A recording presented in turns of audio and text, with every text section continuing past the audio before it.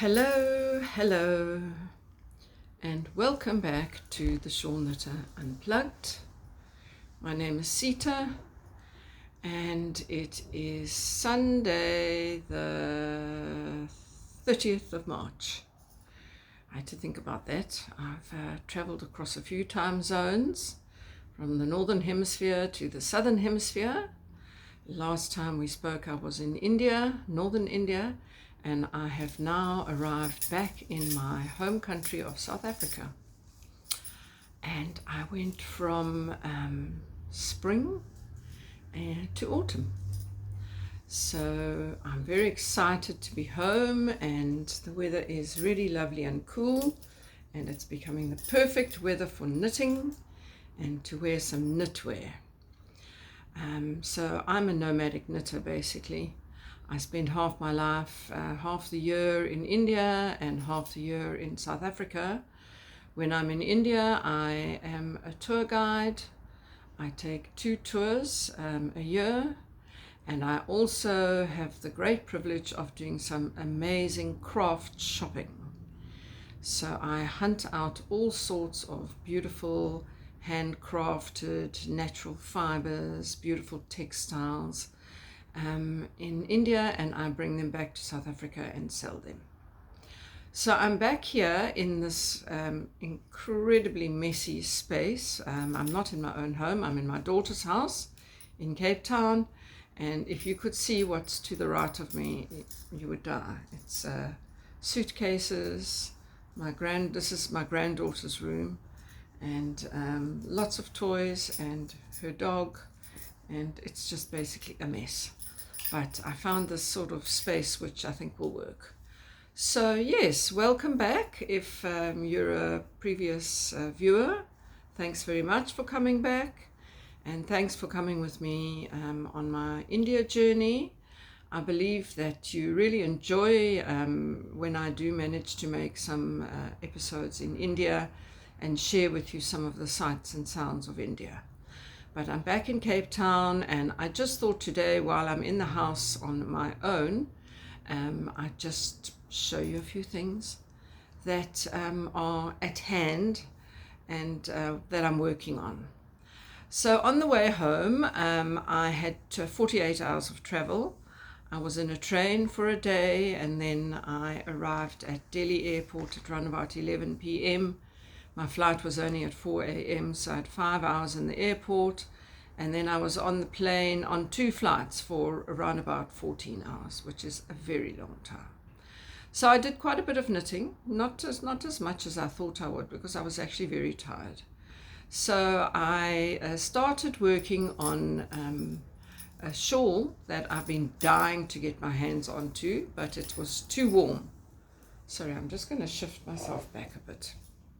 It was too warm for me to actually work with mohair, because it's a mohair shawl, and I had loads of yarn with me, lots of scraps and lots of mohair scraps. So I had this little, I'm just going to pull out this fistful of mohair. These are the colors that I have, and I thought, what can I make with this? What can I get into? So there's green, there's sort of pinky beige, there's lilac, there's a bit of browny orange, and there's natural. And I had been dying to make the Gossamer shawl by Stephen West. So I decided, let me just use these scraps and get going with it. And then when I get home, if I start to run out, I can just pick up various different colors. But I think I might get quite far. So far I have done quite a lot. So it's a semicircular shawl. It's very large, and it's made out of 2 strands of mohair throughout, which is very soft and sort of fluffy and light. And it's a series of bubbles. It's knitted bubbles that start with small bubbles and transition to medium bubbles and then go into large bubbles. So I have just finished the small bubbles, and let me see if I can show you what it looks like. So it starts with a garter this garter section, which I'm sure you can see. So these are my colors. These are what my colors look like. And, you know, I think they're okay. They're not really my colors, but they do work. So that's the first garter section, and then this is the first mini bubbles, small bubbles section. And yeah, it's a very lovely, easy knit, except you do have to slip stitches down, and they do get a little bit caught up in the mohair fluff, but it's manageable. In the beginning I thought, oh dear, I wonder if this is a good idea, but yeah, it's fine. I've sorted it out. I've worked out a way. And of course Stephen does give you lots of videos, so you can see how he does it. And off we go. I'm on my way with my awesome Gossamer. So I'm home alone today, and this weekend also just happens to be the weekend of Pia of Traveling Miss Knits. That's the name of her podcast, and I think her Instagram name. She used to be 50 Fabulous. Now she does a knitathon, a 24-hour knitathon every season, and hers is on this weekend. So what she does is she chooses a design of hers, and she spends 24 hours on her own at home knitting her design with everybody knitting along. And she has this really wonderful idea of inviting podcasters. Sorry, my glasses reflect, so I'm just going to keep lifting them up. Inviting podcasters to fill up that 24 hours with a podcast each. And then while you're knitting, you can watch the podcast. So I thought, well, this is fantastic. I've just landed. I need some chill time. I'm staying at my daughter's house. And my granddaughter is on school holiday. So they, of course, have a plan, and they're out doing their thing. And I'm just so happy to be sitting at home. Cool space. All my washing has been done. It's hanging up, and I can now just watch all the knitathon podcasts and knit on my shawl. So that's what I'm doing. So what I decided to haul out, which was the easiest thing for me to haul out, because I did in fact knit a lot of things. I was away for 6 months, and it was winter in the beginning when I arrived, so I was able to do quite a lot of wool knitting, and I have knitted quite a few shawls. I've knitted some tops, some mohair tops, and in fact this is a silk top that I knitted by Visa Knits. Now I've actually completely forgotten the name of it. I think it's called the Easy Tea. Am I right? I'm probably wrong. It's a sleeveless top, which I'll just stand up and show you. It's knitted out of mulberry silk, so it's lovely and drapey. And it's very interesting. You know, it's quite wide, lots of positive ease, as you can see, and very big armholes.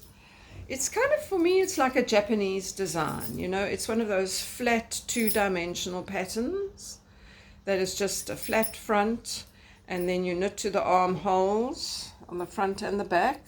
It's got a little bit of a detail on the shoulder, which is very nice, and that also runs down the side.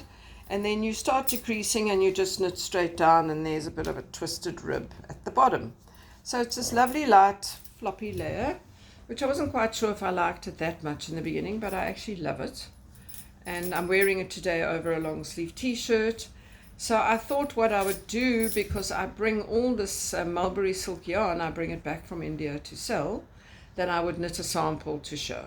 So this is the sample that I made, and I think it's just got a rolled edge. I think I did do a row of crochet around here actually, just a bit of a single crochet around the neck, just to give it a bit of substance. And yeah, so that's what I'm wearing. But oh, and the other thing I'm wearing, I'm also a weaver. This is something fairly new. I started weaving in the middle of last year, and I in fact ended up taking my loom with me to India, crazy as that may seem. But I was really happy to do so, because I did some fantastic weaving. I really had such a lovely time. Excuse me. I got my hands on some recycled Sari silk, thread yarn, really amazing stuff. I will talk more in depth about that on another podcast. And I did some weaving, and together with my friend in Jodhpur, who is a tailor and a designer of bags and accessories, we made some beautiful bags out of my woven fabric. So that was very exciting.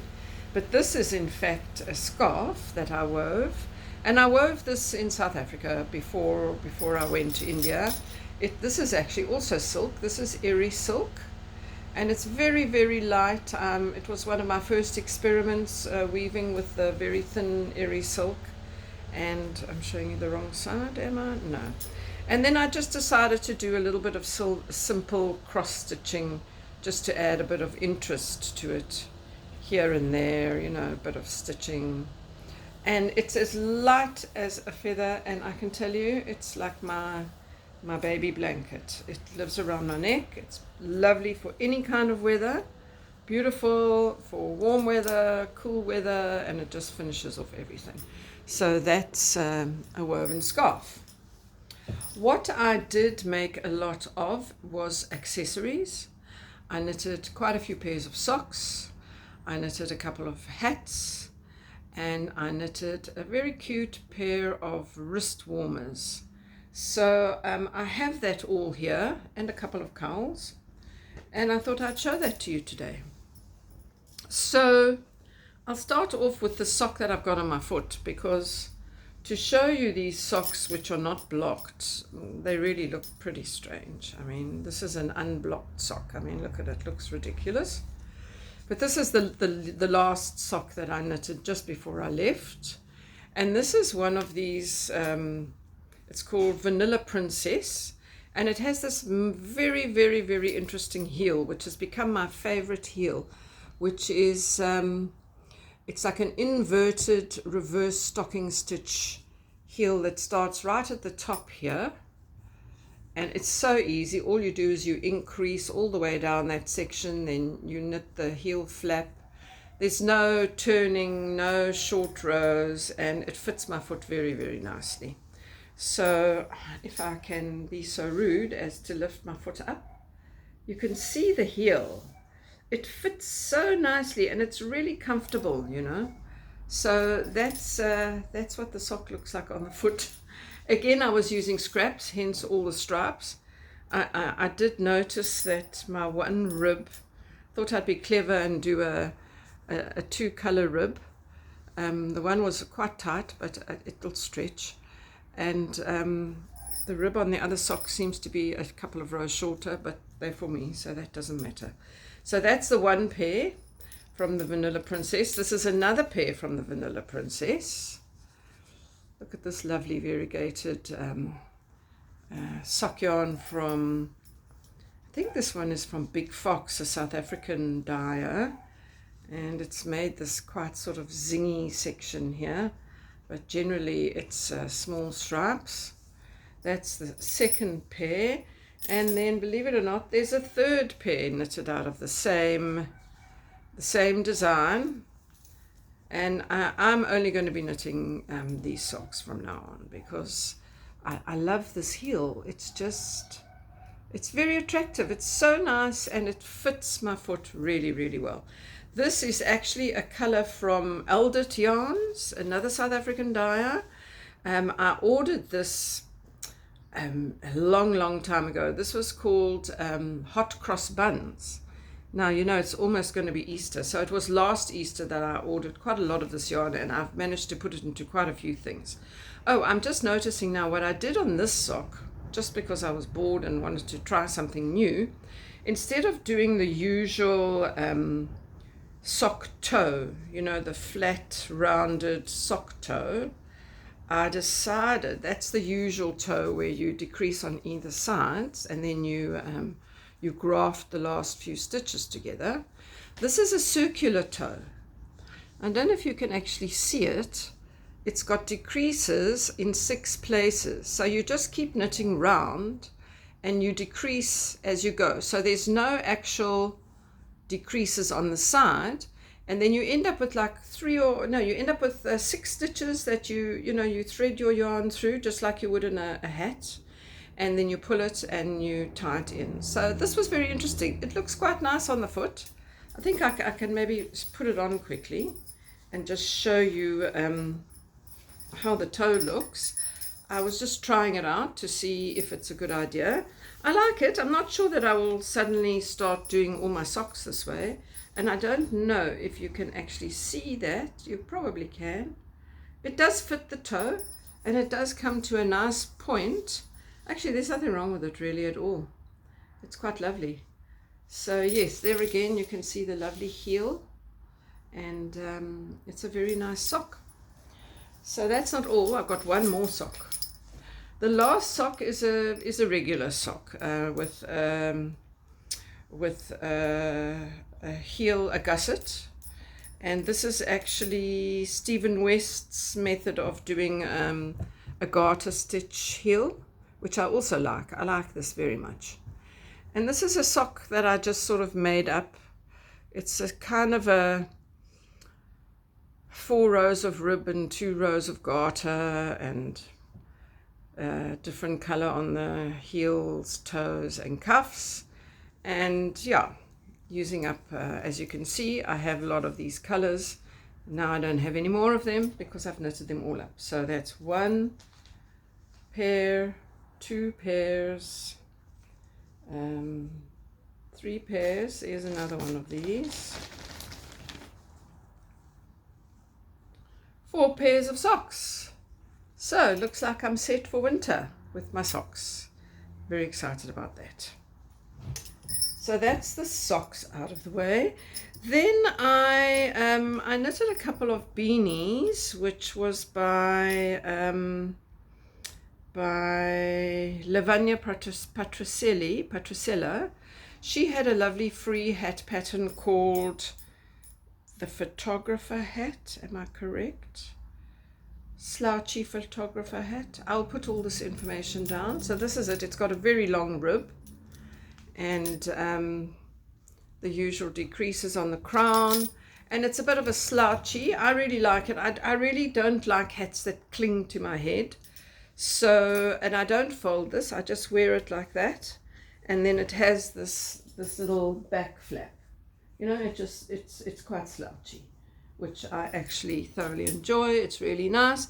This is made out of a strand of fingering weight and a strand of mohair. And this again, I would say, is the hot cross buns from Eldert Yarns, and then a slightly pinkish mohair.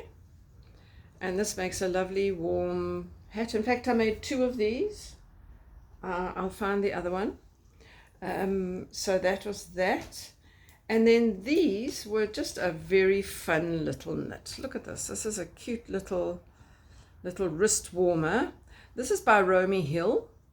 You'll find them on her page. I really can't remember the name, but it's by Romy Hill, and you wear this under your sweater or your shirt on your wrist, and then you can pull your cuff down over it. And it's so pretty. You have this little lace, bit of lace on the hand, and it's just a little detail, and it keeps your wrists lovely and warm. So I think that's really gorgeous. And took me about, I don't know, a day and a half to knit these. And yeah, I really enjoyed making that. And with the red stripe, just made it a bit striking. So that was nice. Then I did also buy some non-superwash Indian merino wool, which I decided to try out and knit something. So what can I say about it? It's very rustic. It's quite hard, but it is non-superwash, so I was going for it to see what it looked like. The only problem I have with this is that when I washed it, a lot of the color came out. It's still not a bad color, but I'm sure in the next wash even more will come out. So I was a bit disappointed with the dyeing of this. I did not dye it. I bought it dyed, and I have 300 grams of a very pale pink, which I'll have to dye again because that is definitely going to run out. So this is a cowl from Sweater Freak. And I've knitted another one out of the silk in orange, which I'm not quite sure where it is right now. Sorry, I keep on looking over there because that's where my one suitcase is that's bulging out with my stuff. So I might pop in there and have a look. But this is the first one I made, and I'll put it on and show you. It works, it does the job. I mean, it's not scratchy, but it's definitely not soft. And it's quite stiff, so I think it's quite good for this style because it gives you quite a nice collar. So this is how it looks. It's called the ribbed cowl, I think, from Sweater Freak, and you can find it on Ravelry. She also has like a small scarf, so I quite like the way it stands up. It would be very nice as a sweater, you know, or actually underneath a sweater or underneath a coat or something like that. But yeah, this was knit out of the DK non-superwash Indian merino. It's got a lovely little detail along the side. This is sort of like a garter and reverse socking stitch, and then there's the rib section, and a very nice construction with this slit on the side that allows it to open up nicely on the neck. So those are basically all the small things I made. Something that is staring at me, and I'm going to just pick it up because it's something that I really love. I'll show it to you.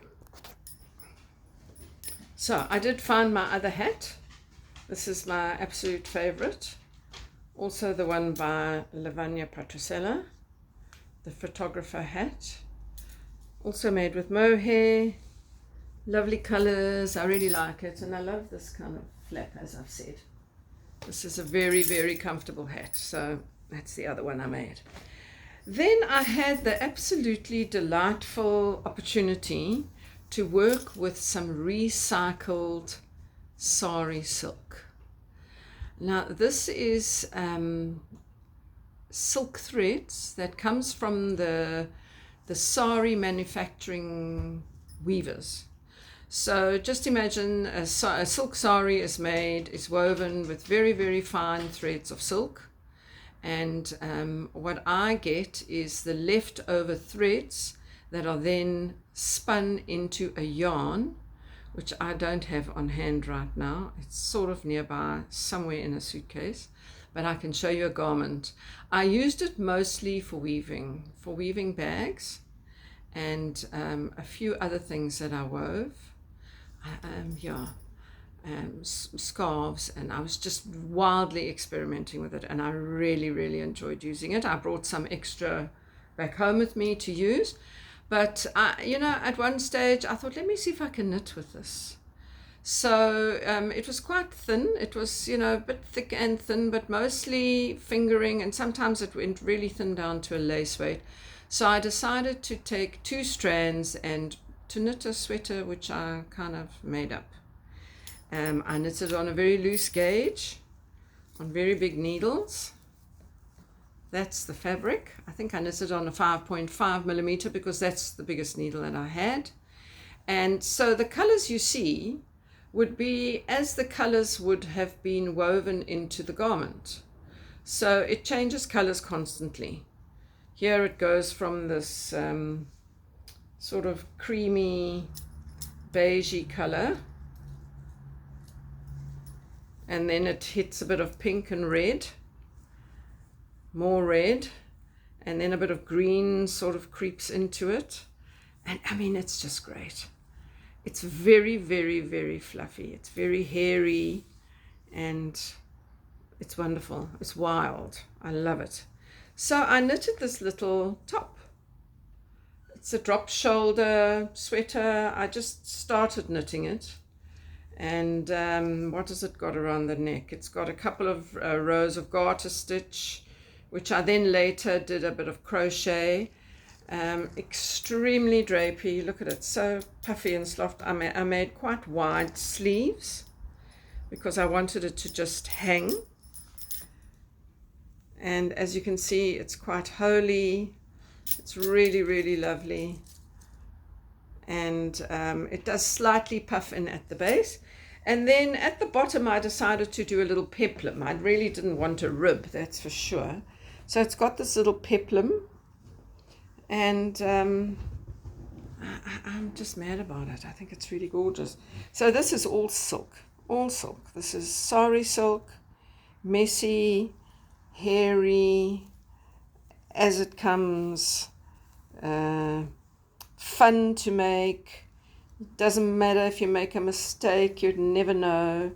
And this is the one sleeve and this is the other sleeve, so everything's vastly different. I had such fun knitting this. This was great, and I'd love to make more of this, honestly. I didn't bring a lot back, but I definitely will be bringing back more next time I go. So yeah, this is it, my Sari silk top, which I really am looking forward to wear. I think I'll probably wear it with my orange linen trousers one of these cool days, which I can't wait for. So I think that's all I have to show you on the knitting front right now. I do have a couple of things lined up that I'm dying to make once I'm settled into my own home. I'm not there yet. I'm going to stay with my daughter for a week, and then I'm going to go to the village of Stanford, where I'll be staying until my next trip to India in November. So I would actually like to make a whole episode about my India tours to see if I can inspire you. I've got a couple of lovely tours coming up, one in November and one in February. The November one is called Soul Food. It's basically a tour covering 4 places in Rajasthan. It's going to be quite a chilled out tour. I'm going to include a little bit of yoga, meditation, breath work, introspection, and just relaxation. And then the February one, which I'm very excited, is going to be an art retreat.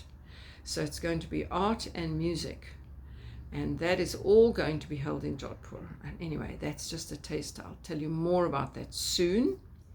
One of the things that's also sitting here right next to me is one of my favorite new acquisitions that was made for me by Tara in Jodhpur.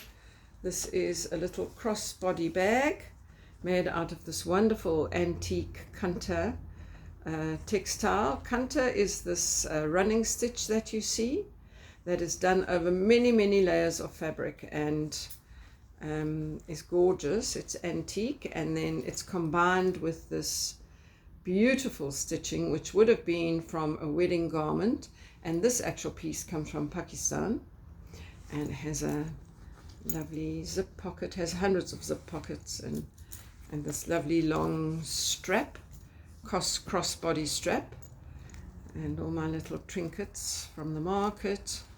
So this is just some of my colorful life in India that I could never do without. And when I bring it home, it just makes me very happy.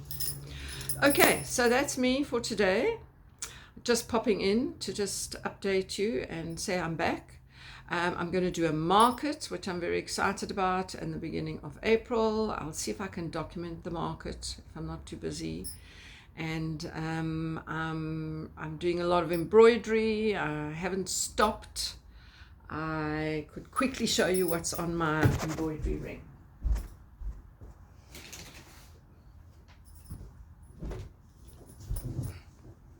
This is some embroidery that I'm working on, stitching. I'm hoping to facilitate an embroidery and stitching workshop in May called Sacred Stitches. So this is my my practice play piece. So in between knitting, in fact, I was encouraged to do this when it was just too hot to do anything else. So I would sit and stitch, and I'm really enjoying all the different techniques. Look at this wonderful, lovely basket wear, all these lovely stitches. I'm having so much fun. So there you go. Life goes on, all the colors included, and I'm looking forward to winter. I'm looking forward to sitting by the fire and getting back to my lovely knitting group in Stanford, meeting all my friends, and enjoying my nomadic crafting life. Thank you so much for coming along today, and if you don't subscribe to this channel, please do so, because you'll miss out otherwise. A lot happens here. And put a thumbs up, please. I hardly ever ask for this, but you know, it's just very helpful for me. This is what I do. It's not my hobby, it's my life. It makes my world go round, and you are part of what makes my world go round, because if you weren't there, my world would not be going round. Namaste, thank you so much. Please come again.